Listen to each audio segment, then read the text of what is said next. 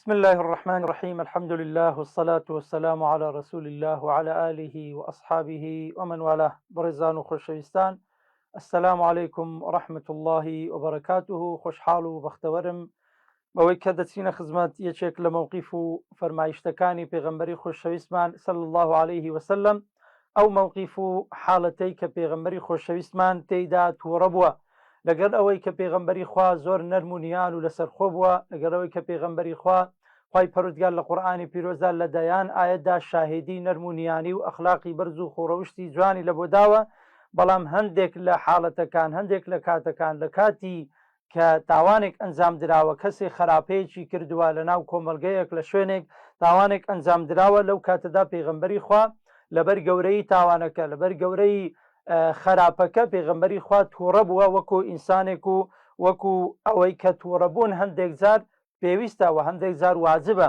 بەڵام ئەوەی کە گرنگە ئینسان بە شێوەیەکی گشتی لەسەر خۆی تووڕە نەبی، ئەوەی کە لەسەری تووڕەت بی لەسەر بێ ئەمری خوای گەورە، لەسەر تاوان و لەسەر خراپە و خراپەکاری، لەسەر زولم و گەندەلی و فەساد، لەسەر ئەو بابەتانە تووڕەبی. ئەو مووقیفەی کە باسی دەکەین لەم فەرمایشتەدا کە لە سەحیحی بوخاریدا هاتووە، مووقیفێکە لە مووقیفەکانی پێغەمبەری خۆشەویستمان صلی الله عليه وسلم تێیدا تووڕە بووە.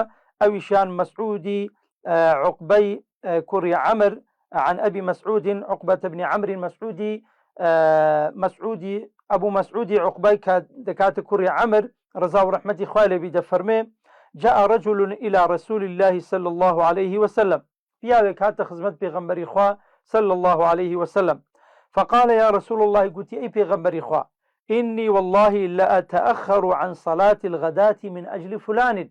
قلت أي بيغمبري خوا، والله من لبل فلان كس لبل فلان إمامة كنويجي جماعتي لبو انزام داين، بلام نويجكي زور دورو دريج بو، من لنويجي بياني دوا كوتم، يعني لنويجي عشاء نويجكا زور دريج بو لبرو نمتواني زوب خوم بو سببو هكاري اوي كالنويجي بياني دوا بكوم مما يطيل بنا فيها، چونك نويجكي زور دريج بو.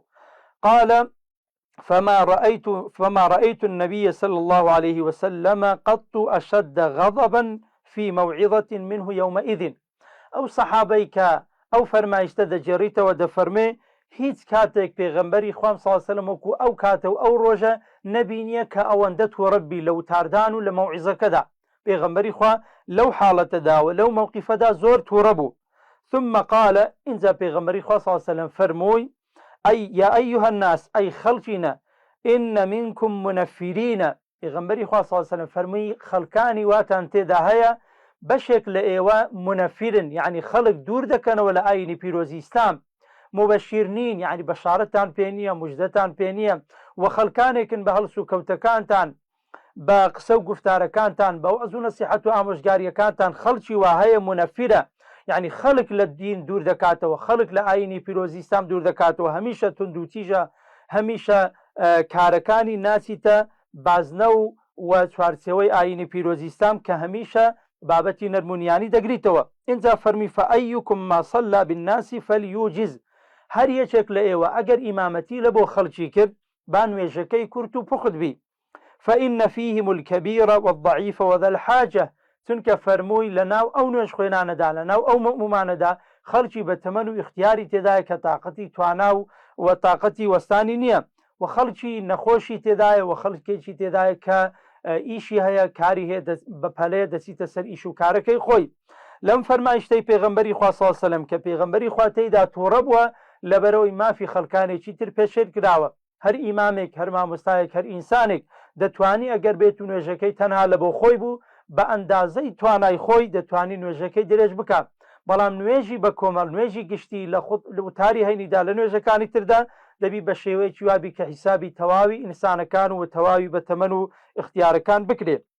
پێغەمبەری خۆشەویستمان ئەوە یەکێکە لە مووقیفانی کەواتەیدا تووڕە بووە لەبەرەوەی مافی کەسێکی تر پێشێل کراوە و خەڵکانێک دڵیان سار بووە لەسەر نوێژی جەماعەت و لەسەر ئاینی پیرۆزی ئیسلام. یا ڕەبی خوایە لە شەفاعەتی ئەو پێغەمبەرە خۆشەویستە بێبەشمان نەکەی، خوای پەروەردیگار وامان لێ بکا بگەڕین و سەر سونەتەکانی ئەو پێغەمبەرە خۆشەویستە. والسلام عليكم ورحمة الله وبركاته.